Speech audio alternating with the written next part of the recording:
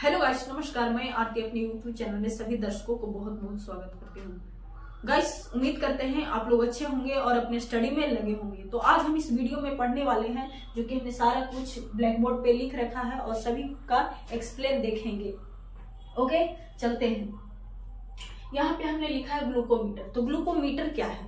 Glucometer sugar level check करने वाला एक डिवाइस है। क्या है? शुगर लेवल चेक करने वाला एक डिवाइस है जो कि ग्लूकोमीटर है। अब हम बात कर लेते हैं, यहाँ पे बिफोर मील लिखे हैं। बिफोर मील का मतलब क्या होता है? खाना खाने से पहले। खाना खाने से पहले हमारा शुगर लेवल क्या होना चाहिए, तो वो चीज हम देखेंगे। यहाँ पे 80 से 100 मिलीग्राम डेसीलीटर ब्लड होना चाहिए। कितना? 80 से 100 खाना खाने से पहले। और फिर आफ्टर मील। आफ्टर मील का मतलब होता है क्या? खाना खाने के बाद कितना होना चाहिए? तो 180 मिलीग्राम पर डेसीलीटर ब्लड होना चाहिए। ठीक है। अगर हमको इससे अधिक या ज्यादा आ रहा है, अधिक कम जो भी है आ रहा है, तो हमारा क्या है? हम डायबिटीज हैं, डायबिटिक हैं, हमें मधुमेह रोग हो रखा है। तो जैसे यहाँ पे क्या है, 140 150 आ रहा है तो समझिए कि आप डायबिटिक हैं। यहाँ पे भी अगर 300 400 ऐसे करके आ रहा है तो आप इसमें भी आप डायबिटिक हैं।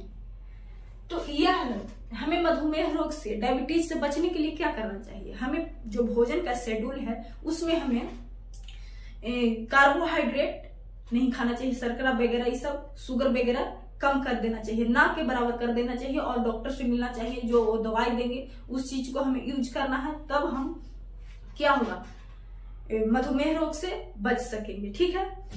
फिर आगे देखते हैं। यहाँ पे हमने लिख रखा है beta cell. Beta cell, beta cell कौन सा हार्मोन बनाता है? तो बीटा सेल इंसुलिन हार्मोन बनाता है। कौन सा? इंसुलिन हार्मोन बनाता है। ठीक है। और यहाँ पे अल्फा सेल। बीटा सेल हमने पिछली वीडियो में पढ़ रखा है, लेकिन इस वीडियो में हमने पढ़ेंगे अल्फा सेल के बारे में और चर्चा भी करेंगे बीटा सेल के बारे में। पिछले वीडियो में पढ़ रखा है, लेकिन इस वीडियो में भी हम चर्चा करेंगे बीटा सेल का, और अल्फा सेल तो पढ़ ही रहे हैं। ठीक है।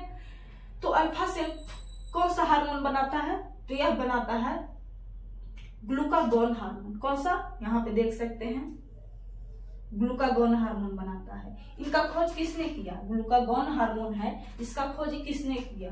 इसका खोज किम्बॉल और मोरलिन ने किया है। हालांकि इतना ये इंपॉर्टेंट नहीं है जितना कि बीटा सेल इंसुलिन हार्मोन बनाता है, इसका खोज किया था बेटिंग और बेस्ट ने। यह एग्जाम में भी पूछा जाता है और यह उतना नहीं पूछा जाता, ना के बराबर ही पूछा जाता है। तो ये चीजें हैं। ठीक है। अब हम बात कर लेते हैं गाइस कि जो ग्लूकागोन हार्मोन है इसका काम क्या है? इसका काम क्या है? तो पहले हम थोड़ा सा जानते हैं कि जो इंसुलिन हार्मोन था यह क्या कर रहा था? यह था जो कि ग्लूकोज को ग्लाइकोजन में बदल रहा था, और ग्लाइकोजन हमारे बॉडी में लीवर के पास जमा हो रहा था। क्या हो रहा था? जमा वहां पे हो रहा था। लेकिन इसका जस्ट अपोजिट काम करता है कौन? Glucagon hormone. क्या करता है? अपोजिट काम करता है। कैसे करता है वो हम देखते हैं। जैसे कि हमने फास्टिंग करते हैं, हम लोग फास्टिंग करते हैं, व्रत करते हैं, तो 5 6 7 दिन, जैसे कि नौमी करते हैं तो 9 दिन बिना कोई खाना वाना बाहर से नहीं खाते पीते हैं। और मुस्लिम लोग भी ऐसे हैं जो कि रोजा का व्रत रखते हैं, तो उसमें भी कुछ नहीं खाते 10-20 दिन, यहाँ तक कि 30 दिन तक भी उन लोग कुछ खाते पीते नहीं, बाहर से कोई खाना पीना नहीं खाते हैं। तो जब बाहर से कोई खाना पीना नहीं खाएं, इसका मतलब कि बाहर से कोई शुगर नहीं ली। और जब बाहर से कोई शुगर नहीं लिया तो हमारे बॉडी में क्या हो सकता है? हमारे बॉडी में ग्लूकोज की कमी हो सकती है। ग्लूकोज की कमी होने पर हमें क्या हो सकता है? हम बेहोश होएंगे और बहुत सारी मतलब प्रॉब्लम ही आएगी।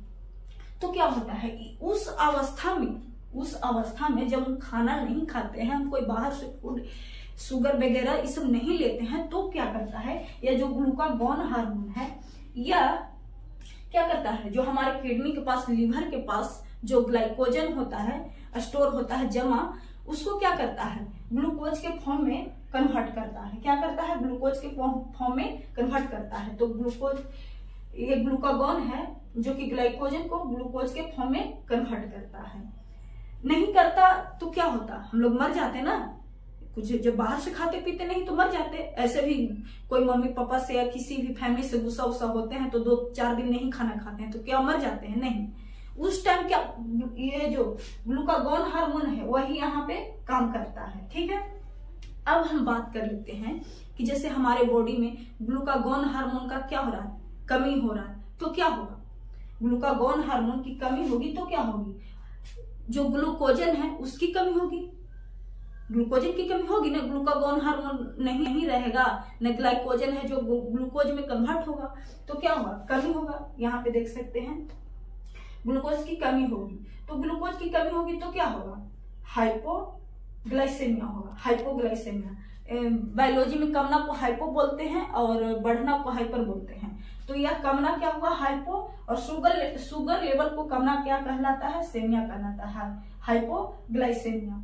यानी हाइपोग्लाइसेमिया हमें हो सकता है। उसमें क्या हो रहा था? इंसुलिन की कमी, जब बीटा सेल में इंसुलिन की कमी हो रही थी तो क्या हो रहा था? हाइपरग्लाइसेमिया। और इसमें क्या हो रहा है? हाइपोग्लाइसेमिया हो रहा है। इसका मतलब है कि दूसरे के अपोजिट काम करता है। दूसरे के अपोजिट काम करने के कारण ही यह क्या होता है? काउंटर एक्ट हार्मोन कहते हैं। एग्जाम में कई बार क्वेश्चन पूछेंगे कौन सा हार्मोन को काउंटर एक्ट, एक दूसरे के विरोधाभास हार्मोन कहते हैं। तो यह हो जाएगा बीटा सेल और अल्फा सेल।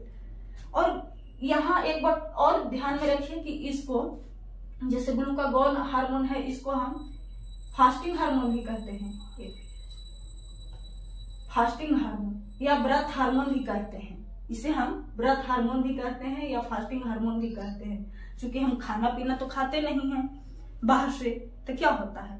यही हार्मोन है जो कि हमारे शरीर में जो लीवर के पास, किडनी के पास ग्लाइकोजन जमा रहता है, उसी को ग्लूकोज के फॉर्म में चलाता है और उसी से थोड़ा बहुत एनर्जी हमारे शरीर को मिलता है और उसी से हम लोग जीवित रहते हैं। तो यहाँ तक बात समझ में आई? यह एक दूसरे के विरोधाभास हार्मोन है, हिंदी में इसे विरोधाभास हार्मोन कहते हैं। तो यहाँ तक बात क्लियर हुई। अब हम बढ़ते हैं आगे नेक्स्ट पॉइंट पे। यहाँ पे अल्फा सेल, बीटा सेल हमने, तो अब हम यहाँ पे पढ़ेंगे डेल्टा सेल के बारे में। अल्फा, बीटा, डेल्टा, तो डेल्टा सेल के बारे में पढ़ेंगे। तो डेल्टा सेल कौन सा हार्मोन बनाता है? डेल्टा सेल कौन सा हार्मोन बनाता है? तो यहाँ पे देख सकते हैं सोमेटोसेनिन हार्मोन बनाता है, यह देख सकते हैं। और यह क्या करता है? बीएमआर रेट को रेगुलेट करता है। बीएमआर जो बीएमआर है उसको संतुलन बनाए रखता है कि नहीं? फिर हम बात करते हैं कि बीएमआर, हमने पिछले वीडियो में बताया है कि बीएमआर का मतलब क्या होता है। इसका फुल फॉर्म होता है बेसल मेटाबॉलिक रेट, हिंदी में कहते हैं आधार उपापचयी दर। यह इसको रेगुलेट, मेंटेन करने का यह काम करता है। और कौन सा हार्मोन है जो कि बीएमआर को कंट्रोल करता है? तो हमने पिछले वीडियो में बताया है। ये जो यहाँ पे देख सकते हैं थायराइड हार्मोन, थायराइड हार्मोन है, थायराइड हार्मोन है जो कि बीएमआर रेट को रेगुलेट करता है, उसका बैलेंस बनाने का काम करता है। तो एग्जाम में पूछा भी जाता है कि कौन से हार्मोन है जो कि बीएमआर रेट को रेगुलेट करता है। तो या तो ये होगा ऑप्शंस में, या तो ये होगा, दोनों में से कोई होगा। तो हम ये दोनों में से कोई टिक लगाएंगे। ठीक है, तो इतना बात उम्मीद करते हैं आप लोग को समझ आया होगा। तो फिर मिलते हैं गाइस नेक्स्ट वीडियो में। और वीडियो को लाइक किया कीजिए और चैनल को भी सब्सक्राइब किया कीजिए। चैनल भी हमारा न्यू है और जो देखने वाले दर्शक भी हैं वो हमारे लिए न्यू ही हैं। तो कृपया करके चैनल को सब्सक्राइब कर लें ताकि हम मोटिवेट हों और नई नई वीडियो बना सकें। तो फिर मिलते हैं गाइस नेक्स्ट वीडियो में। तब तक के लिए बाय बाय, टेक केयर।